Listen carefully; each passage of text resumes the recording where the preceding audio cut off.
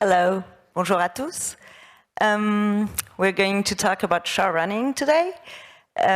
First, I'd like to say that this event is the first opening panel of the European Showrunner Think Tank, which is a series of industry events that help to analyze and discuss and eventually establish a truly European and sustainable approach to showrunning. The event series is part of the European Showrunner Programme, a unique new initiative by IFS, Internationale Filmschule Köln, sorry for my German, funded by Creative Europe Media and the Film and Media Fund, NRW, which was made possible by with industry partners such as Netflix and of course Series Mania. So thanks to them. We have a great team of panelists today. Thank you, Frank Spotnitz, Annette Hess, and Jeppe Graham. I will let each of you introduce themselves. Okay, I'll go first. I'm Frank Spotnitz.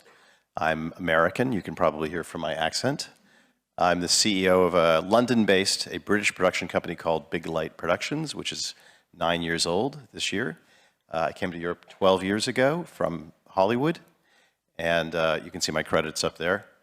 Yeah, there you go. Yes, hello.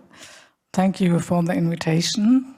And my name is Annette Hess. I'm from Germany, and I'm screenwriting since 25 years. And I can say I wrote everything for the German TV, every kind of format and crime, and I began with children's TV and so on. And I went up step by step. It was a really long way to my first series, where I would say that was my series, and that was Weißensee in 2010. And then the next what I would say remarkable format was the Skudam series, and where I would say I was kind of a showrunner.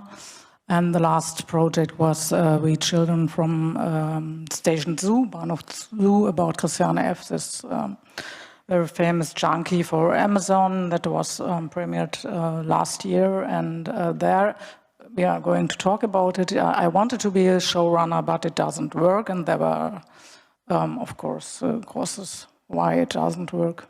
So. And I am Jeppe Graham. I'm from Denmark, so I sort of grew up in the Danish, some of you will know it, the Danish model of showrunning, an adaptation of the American one. And I've been writing I finished Filmschule in 2007, and the next 11 years I worked at DR writing TV series Borgen and Follow the Money, non-stop, I would say. And then, yeah, now I'm developing stuff, and alongside that, I'm also the head of the program of European Showrunner with IFS. So, very simple question. If you meet someone in the US and that someone asks you, what's a showrunner? What would be your easy, quick answer? So I actually don't like the word showrunner because I think it sort of gives the lead creative more credit than he or she is due. But a showrunner is essentially the lead creative on a television series. You are the chief decision maker. And in American television, and I've been telling people this for years, they still don't quite believe it's possible, that person, until quite recently, has always been a writer. The writer is the lead producer. Every American TV show you like, that's the way it's been run. And so the writer has ultimate say over budget, cast, editing, music, visual effects, everything you can imagine about the show. But the showrunner doesn't do it alone. The showrunner has other very capable producers who know a lot more about budgeting than they know, a lot more about scheduling, about managing crews, and so on. But they make the ultimate decision. They are ultimately responsible for delivering the show. So Annette and Jeppe, do you recognize what you did on your shows with what Frank just said? Annette, you said you were kind of a showrunner on one of your shows. What did you mean by that? For Germany, I go with you until the point who made the last decision, and it's in Germany. It's always the company giving the money, the broadcasting station. So I can say what I want, but the last decision is always in the contract. Is the money somebody who gives That's the money? the same in America. Yeah. So and then I. Yeah, it's a kind of a definition, and this classical show running from America, I think there's nearly nobody in Germany working like that, standing behind, perhaps it's a cliche, standing behind the director and saying, no, the person has to go from the right to the left, and on the other hand.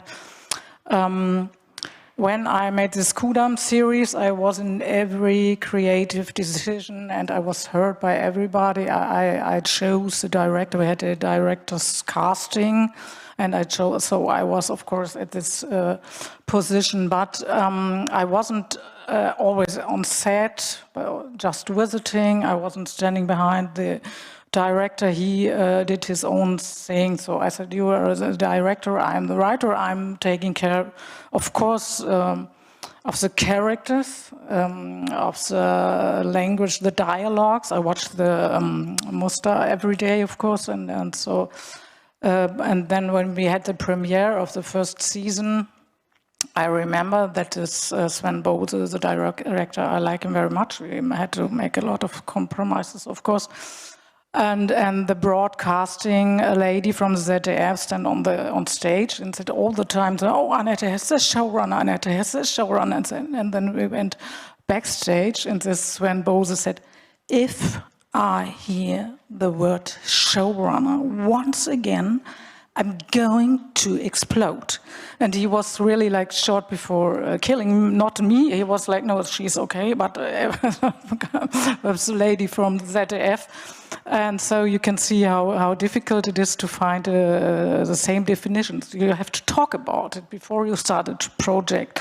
You have to talk about the tasks. And but I've heard the same kind of stories a number of times, and I think it also, I mean, it's probably a little bit the same even in Hollywood, because it's not a title, it's something that you talk about, and it seems a little bit buffed up, and people, I mean, you sound like the king, and we all know that even on a film, the director doesn't decide everything, it's group work.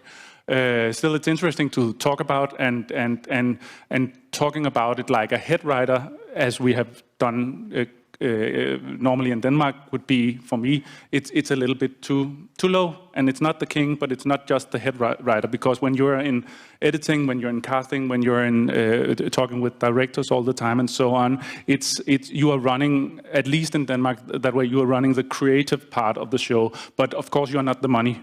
And it really depends a lot on the people with the money. How do they treat you? How much trust do they give you?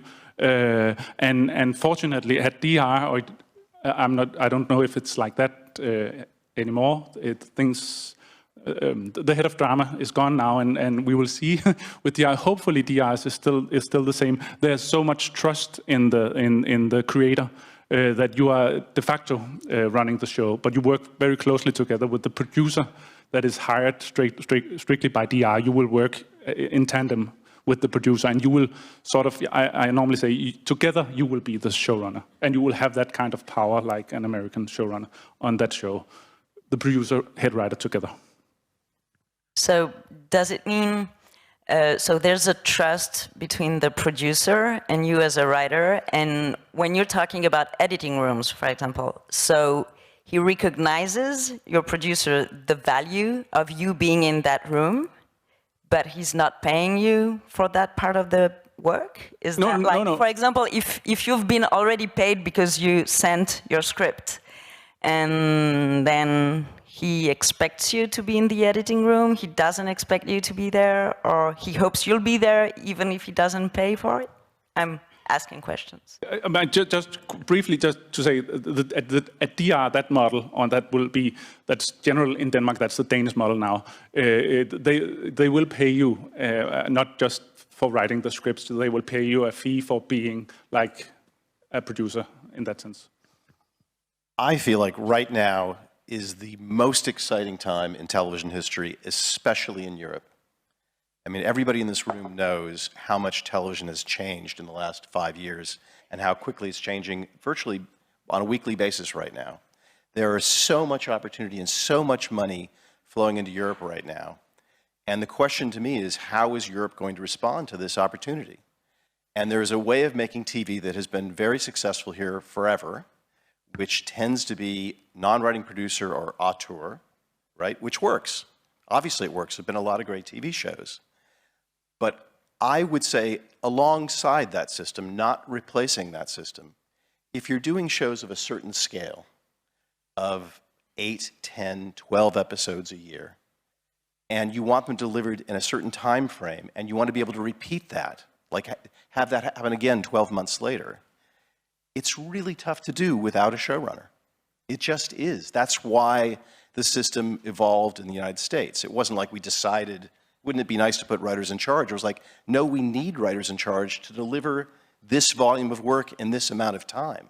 And it's a really effective way of working. And I think there's just no question about that. I mean, just look at the American television industry. It does work. But there's a huge resistance here. And it's much less than it used to be. When I came here 12 years ago, there were very few, outside of Denmark, very few writers' rooms, and now there's quite a few genuine writers' rooms happening all across Europe and the UK, in no small part because of the streamers, but not alone. That's not the only reason.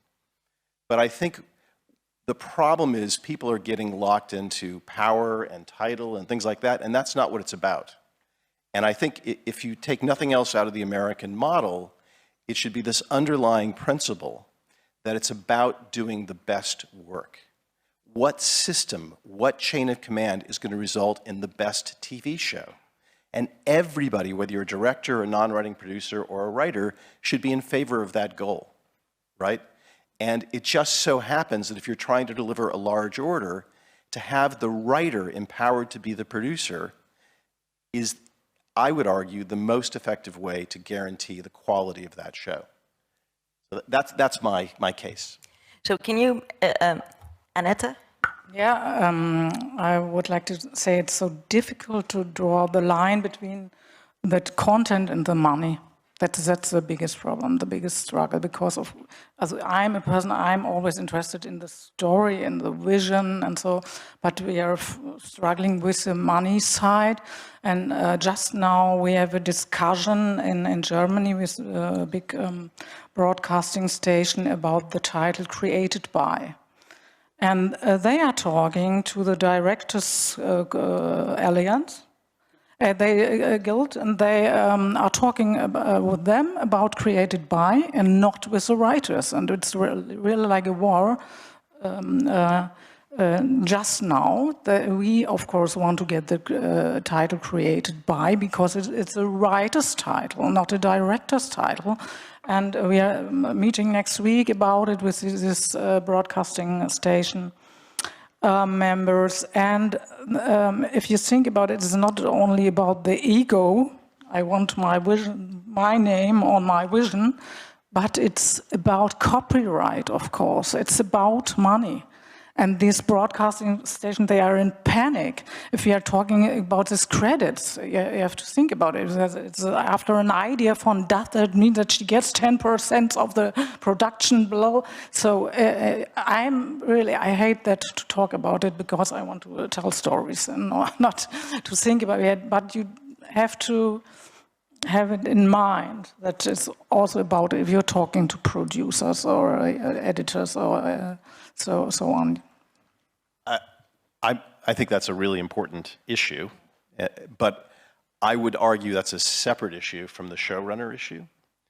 But I absolutely think people should get credit for the work they do, and that those titles should be defined and honored. But the other question is, like, what's the best way to manage a show and deliver a quality show? And I think the idea that it's about doing the best work and that we're all here to serve a common purpose, and it's not me, the genius director, or me, the genius writer, or me, the genius producer. It's this show that we're all serving, is a radical idea. But I would argue it is the best way to deliver a good television show, and that actually, setting aside the fair credit issue, which again I think is a different issue, if people put their egos aside and decide to work together in a cooperative, collaborative way to do good work, everybody wins. And I think the egos and the credit grabbing and all that stuff is an obstacle to be overcome. But I think that what people, and it can't just be the writers. I've been teaching for 9 years now at Serialized in Berlin, writers to collaborate, to learn to be showrunners. But you need executives and producers and broadcasters who are going to support it. We're going to say, we want this system. And to me, it's very hard to make a counter argument. I'm sure somebody in this room will. Quite a few people, are very set in the way it's always been done. But again, there's a lot of money and opportunity flooding into Europe right now. And how is Europe going to respond? And if it's just the way that it's always been done, I think that's a shame. And it's a waste of an opportunity. And I actually suspect the change is going to happen anyway.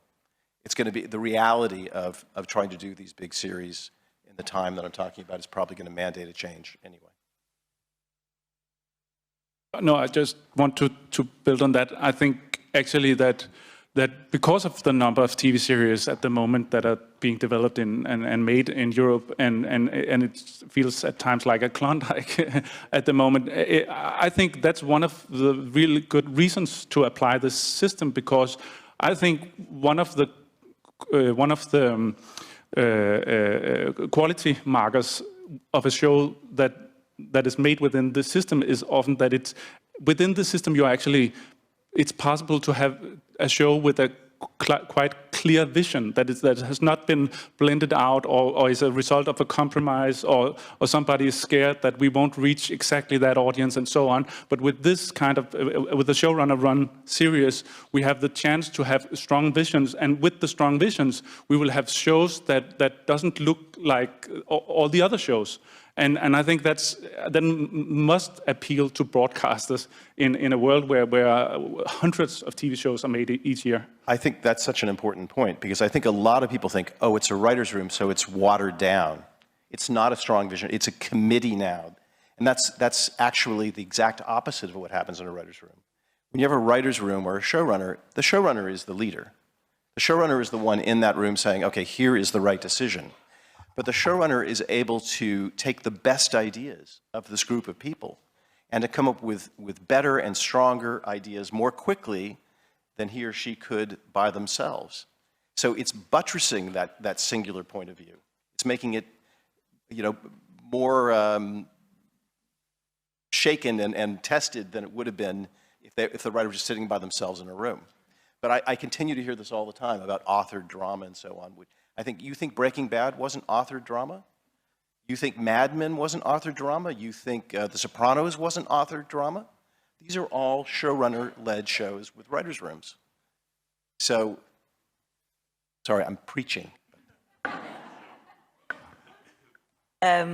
So I think what you're saying is very interesting, because you're pointing out the fact that to be a showrunner, a writer needs another kind of set of skills that are not only writing skills.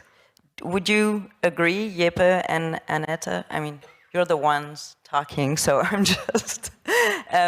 what would you say a writer needs to know to be a showrunner? First question. And second question, how can he learn it? Through what process and how? Because even, let's say, everyone here is convinced that having a showrunner is the only way to go to create good European shows that last. How can we do it? So this is the counter-argument to everything I've just said, okay? Which is that you can't just snap your fingers and say, I'm a showrunner. You can't just be a writer and go, I'm going to insist in my contract I'm a showrunner, and then expect that to work. it's a skill set. You are managing people and a production, and that you have to learn. You have to learn how to do that. In the American system, it's built into the process, which, you know, is a longer discussion about how that happens. But I think what has to happen here is that there has to be a will on the part of writers to learn, and then a will on the part of producers to give writers the opportunity to learn, to work side by side with me as the producer and the director. Again, not in a power way, but in a collaborative way. This is how we budget. This is how we schedule. This is how we edit. This is how we cast. All these things are not things anybody is born with. They're things you need to learn.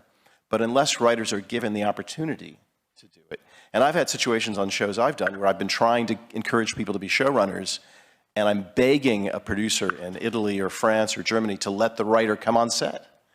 And then the agent for the writers, yeah, how much are you going to pay him? It's like, don't you realize I'm trying to give this person a chance to learn?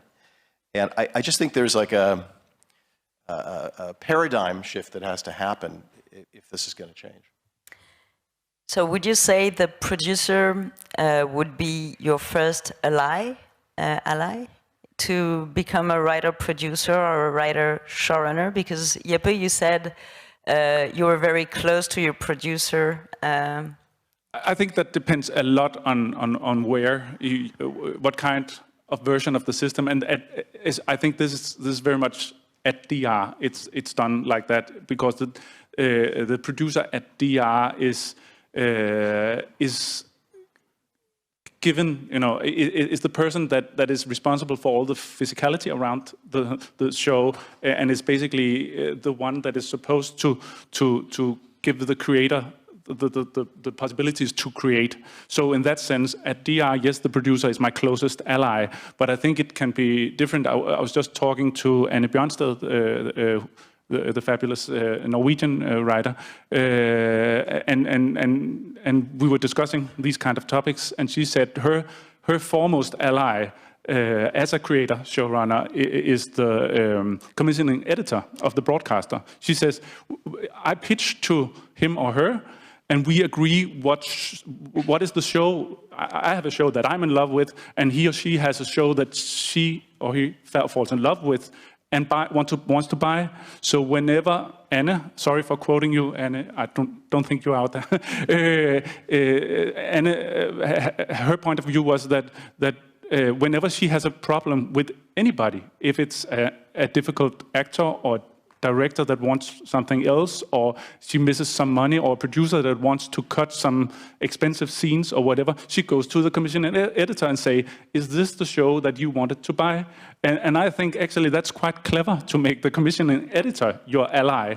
And for me, that was a new way of thinking about that. And in a sense, I mean, within DR, because it's in-house productions, the producer is sort of like a commissioning editor also. So in that sense, it makes sense. But I think you can easily have, I mean, producers that are not necessarily your closest ally. It depends, yeah.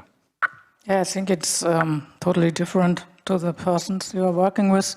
For me at Kudam, it was crucial that this ZDF lady was so wanted me at this position, and because the production company wanted this old-fashioned way of writer and director, and they had problems all way long in this process. But of course, it's the money giver said no. I want that the author, that she's had the vision, and she has to be in every creative process, involved in every creative process, and that worked. And the producer was silent, and as I told how the director reacted at one point, but it was a good work for everybody. And we made the second season, and there was no question anymore, also not by the production firm, because I was kind of a dramaturg all the time, and I was important for the story, and in the editing room, of course, if it comes to the lengths, it's always too long, and who can cut it better than the person who knows the story best? So, for one example. So. from the anecdote you said earlier about the one saying like he or she, sorry, I can't remember, didn't want to hear the word showrunner anymore. Like, do you think it's changing? Do you think it's evolving in a good way in Germany? Do you see other writers becoming writers, producers, or working as partners with producers? Yeah, it's changing with such a speed, and yeah, that's great, as you said. It's with this writing room, if I'm going to a production company now and saying I'm going to write it alone, what? Alone? Not with the writer's room? So it's really like, oh no. So it changed a lot, but it's always a struggle with, I have to say, with the authors and directors. It's like, it's struggling about power, and you have to explain, and no, I'm not taking your power, I'm letting you as a director, as the person to stage the scene, that's not my job, and so, but I'm coming with hopefully a good dialogue and good characters you can work with, and so, and I love to work with actors, for example, too. That's for me nearly the most important point for us showrunner to talk to the actors. And I know that you're like an idol for us. For example, with Borgen, you developed the characters with the actors, or am I wrong? Yeah. I believe I talk a lot with the actors, but with Borgen, Adam Prise was the showrunner, and he was doing more talking with the actors than me and Tobias did. But we have some examples. Maja Ilsø, you might know from doing The Legacy in Denmark. She develops very much her shows together with actors. Sorry to interrupt you, and that's one point. Also nervous point with the directors, because they of course want to tell the actors what they have to do, and if there is the author and I think the characters are a bit different. You have to be the best friend of the director, and it's shoulder by shoulder to work with the actors, and I'm often calling the directors, may I tell the actress that her person has this background? Are you okay with that? That not the actress comes to the set and that, what, I talked to her yesterday night and she told me, and then you have chaos and nobody, so you have to talk and to talk and to talk. That's the most important point. I think that's right. And being a producer is a really, really hard job and requires a lot of emotional intelligence and managerial skills. And so I do think the producer is the best placed person to train a writer how to produce. But I think the word showrunner in itself, as I said before, I don't like it, is problematic, especially in a culture like ours here in Europe, where you're used to the non-writing producer or the director being the boss. And suddenly what this person who has never been on set, like, you know, who are they even? You're going to call them the showrunner and eclipse me, right? I can get why that's threatening. And so to me, it's not about that title, which I don't like. It's more about the way of working, which I think should be deeply collaborative. It's not the writer telling the director what to do. It's the writer and the director sharing a common vision for the show and defining it and improving it and you know, being together, shoulder to shoulder, and giving everybody the opportunity to do their best work.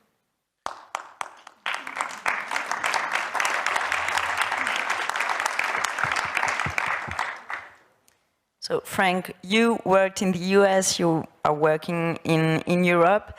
According to you, what are the specifics of the European market that call for an adaptation here of the model? You said, well, to survive, basically, to have good shows. I just think there's a real need now, greater than ever, to embrace the system again. Not on every show, not at all, but on the bigger scale shows. Not that you can't do it on smaller shows, but I don't think there's a need demonstrated for it like there is on the other ones. I think there's a lot of things that Europe does better. You know, I think the role of the director in European television is much more central, much more powerful, and European television is better for it. I think European television, by and large, the filmmaking is more distinctive, feels more personal, more original. You know, Hollywood, which is obviously, you know, responsible for a lot of great television, is a factory. and sometimes it shows. And I think that artisanal quality to European television and the fact that people get into television here not because they think they're going to get rich and famous, but because they love stories, they love storytelling, those are great things. So I'm not here as an American in Europe, an ugly American in Europe, telling, like, just do it the way it's done in Hollywood, not at all. I think Europe has its own culture and should maintain its own culture, but I think there are lessons to be learned from the way it's done in the US, and that it would be a shame if they weren't learned now when there's all this new opportunity that we benefit from embracing. So the principal thing for me is the increased power the director has in Europe, which I think it would be wise to preserve. Sorry. The power that the director has in European television. And so, like, when I do shows here, and I've done shows now in Europe for quite a long time, you know, the director is my partner, and I'm never telling them what to do or order. I would never dream. I'd be mortified by that. The director is the one making the film. I'm there to support the director, and we have a common vision of what the film is going to be. And that's thrilling because it's going to be better than either of us could have done separately. And how do you, on shows that has only one director, does it change anything? Or is it, because I feel it's very different, but that's my perspective, like when you have several directors on one season and when you only have one director. So how do you deal with that? I mean, I think it's actually it's a great conundrum how you do it, because you want a strong directorial voice, even if you are in charge of the vision. I always want a director that has a lot of opinion and a lot of challenges me and wants to push the show and wants to make it better. And sometimes it's even good that he thinks that some of what I do is too mediocre. He wants to push it. I'm fine with that. I want to be challenged. I want to remain in power. So it's always sometimes a power struggle. But I would rather have a director pushing me and pushing the show that I would have somebody who just does everything that's on the page and without asking questions and so on. And I think it's something that we should build on in Europe, actually, that we have a lot of visionary and strong directors. And how do you get them aboard on the TV series show without giving them the full power? And that's it can be difficult to find the way for that, I think, but it can be done. But I mean, the casting of the director for the show is obviously very important. And the second, to answer that question quickly, I mean, because you as a writer are in power on the show, sometimes it's difficult to get a director that does all the episodes, even if it's time-wise possible, just because they want to shine in their own game, and that might be their next feature film or whatever. I think as a practical matter, it's really hard for a single director to do 8 hours. That's a massive amount of preparation. And I've done a few shows where it's been a single director for 8 hours, and they are, you know, half dead by the time it's over, because it's just been such a mammoth undertaking. You do have a singular approach, which I think is the good part about it, but they also tend to get, you know, really, really tired, just, you know, as human beings. So the approach that I favor, where possible, is 2 directors. If it's 8 episodes, 2 directors. Because they will play off each other. They'll agree a common strategy, and then there's, in my experience, a constructive competition that occurs between the 2 directors. In the best possible way, they're trying to outdo each other, which only benefits the show. And then I'm less a fan, in fact, I detest the system of 1 episode, 1 director, 1 episode, 1 director, which is most of American television, which makes no sense to me. You worked so hard on the script, on casting, spending all this money, and then you bring in a director who gets the script 8 days before you start shooting, who doesn't know the show, who has 8 days to give notes, cast, go to locations, prep, you know, all their work, and they have no power because the actors know that the director is in and out, and then they just have a few days in the editing room. It's like, that's mad. Why are you giving the director so little responsibility? So to me, I have really almost never in 25 years I've been doing this have I had a fight with the director. It's like, the way I look at my job is, here, I'm defining the show for you, and then you say to me, well, it could be better if we did this, this, and this. And I go, you're right. Great, let's do it, thank you. And then we go do it, that's it. And then we get to the editing room and we talk about what's better. And almost always, it's a happy relationship, it just is. It's very rare that somebody's like really upset with, because we've worked hard to have a common goal. Annette, do you want to add anything? It's not always a happy relationship. Frank, speak to the sopranos team. Very, very hectic in sopranos. Director, I'm not saying it's always happy with showrunners. Don't get me wrong. I've had people that have used writers' rooms and they go, well, it didn't work. Most writers' rooms don't work. Most showrunners aren't very good showrunners. I'm not saying this is a guarantee of anything. A good showrunner is hard to find, right? I'm just describing a system, a way of working, and it's only going to be as good as the people that you put in that system. Of course, right? You have a bad actor. You don't say, well, actors are bad. No, you had a bad actor, right? So this is not saying, if you listen to me, then you'll have no conflict and everybody will be happy. But I would say that if the system is done by people who know how to do it well and have the spirit to do it well, it works exceedingly well. And Frank, you have your producing company. Annette, you have your producing company? No? Jeppe, you do? Yeah, well, at the moment it's a two-guy firm, and we are developing the TV series together. But we are, as we go along, getting into it as co-producers together with production companies. So we're trying basically to own our own small development company. Okay, so you will develop as a producer and not only work on your own project. Am I right? We'll see. We'll see. Okay. Okay, do you think there's a link or of any kind between having your, like, to be a showrunner in Europe? Do you need to have your producing company? I don't think so. I don't think you think so. No, I think that's a completely different job. You know, and again, let's just not use the word showrunner, but the lead creative or the lead writer, you know, on the show, it's a function on that production and doesn't extend beyond that.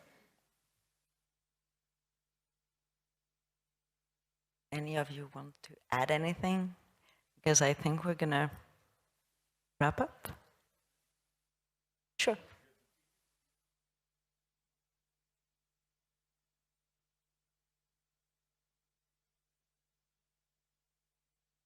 Well, when I began in the 90s, there were tons of showrunners. And I believe the showrunning system emerged in the United States because we had to do 24 hours of television a year. And that's a new script every 8 business days. Who's going to guarantee a quality script every 8 business days and be able to adjust it for budget and location? A writer. And that's why I think it emerged in America and not here in Europe. Now, again, there are many showrunners who are very mercurial, difficult, arrogant, absolutely. And it's not going to be a happy set and they're going to fight with the director, that, of course. But I'm saying the system, when it's staffed properly, is a really good system.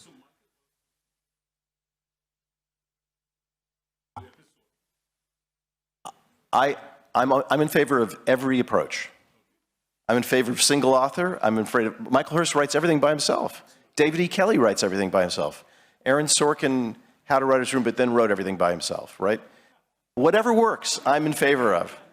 It's okay with me. I'm just saying this is one way of working that ought to be in our toolbox.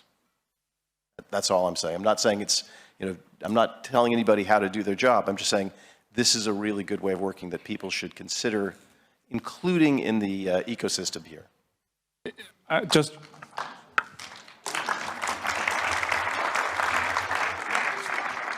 And just to add to that, I think it's a very good point that just applying the writers' room system and showrunner system is not gonna bring brilliant series in itself. I mean, because that's been done too also, and in some European countries in the beginning, the writers' room system got a bad rep because people thought, well, we're putting writers in a room and it doesn't work. What's happening? We should just discard this. It doesn't work.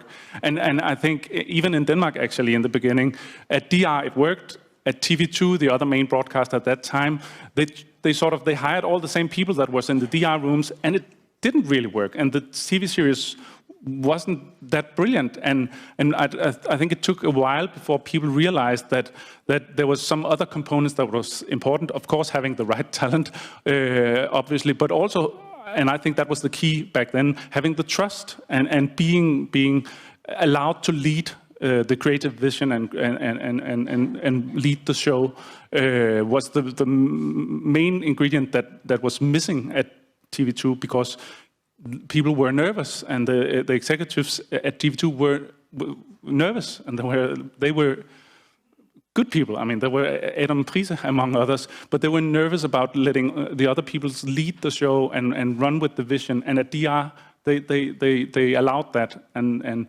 that together with a writer's room and a showrunner system, that might give you fantastic TV series. What would be your main piece of advice to a younger writer who aspires to have creative knowledge and creative power over the process of the... I would say learn as much as you can. I think you're going to be a better architect of the television script if you understand how a building is built. I don't believe that you're better at being left ignorant and far away from the production. I think you're better learning everything about what actors have to do, what costume designers have to do, what cinematographers have to do. It can only make you better at your job if you want to do this, okay? I'm not going to say you have to, but if you're interested in what I'm talking about, suck up as much knowledge as you can, find producers who are collaborative, who will give you an opportunity to learn, and be humble. Like, there's a lot to learn. It is a hard, hard job. And have an appropriate ego. It's not about becoming the boss or the king. It's about doing good work, and you should be in favor of what allows you to do good work, whatever that is. Yes, I would say forget the structure. What you said, you can have 3 of the best writers in the world and it won't function. So forget the structure and follow your fascination, even if it's totally weird. So go where your heart goes. Yeah, that's what I tell my students. And I'm watching weird YouTube movies over the 50s, and I'm asked, why are you looking at the 50s? I don't know. And then the outcome was Kudam. Suddenly, of course, also the stories of my mother, but I want to watch it now. I don't know where it leads me, but I want to do this. Follow your fascination. That's the way. And if the talented writers would do that, we would have much more interesting shows and not this mediocre. So everything is okay, but surprising shows. And